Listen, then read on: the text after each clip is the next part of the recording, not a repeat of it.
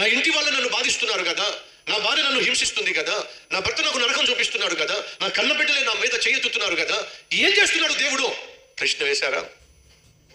నీతిగా యథార్థంగా జీవిస్తుంటే అన్ని విధాలా నేను కొట్టబడుతున్నాను కదా, నష్టపోతున్నాను కదా, కష్టాలు పాలైపోతున్నాను కదా, దేవుణ్ణి ప్రేమిస్తున్నాను, వాక్యాన్ని చదువుతున్నాను, ప్రతిరోజు ప్రార్థన చేస్తున్నాను, అయినా నా ఆరోగ్యం కుదుట పట్టలేదు కదా, అనుకున్న ఉద్యోగం నాకు రాలేదు కదా, గర్భఫలాన్ని నేను పొందుకోలేకపోయాను కదా, ఏమైపోయాడు నా దేవుడు అనే ప్రశ్న మీకు సహజంగా సాధారణంగా వస్తుంది.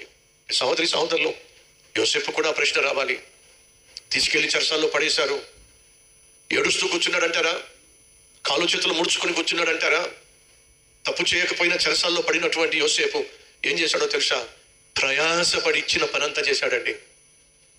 కొత్తగా వచ్చిన ఈ ఖైదీకి పని అప్పగించండి అని అంటే యోసేపుకు మళ్ళా హాలేరు పని, చెరసాల్లో కూడా పని ఇచ్చారు.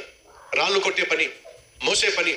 వినండి, తన జీవితంలో తనకంత వ్యతిరేకంగా జరుగుతున్నా సరే తన చేతికి ఇవ్వబడిన పనిని మాత్రం నిర్లక్ష్యం చేయలా. అన్యాయంగా తన మీద అభాండం వేసినా సరే తన పనిని విడిచిపెట్టలా.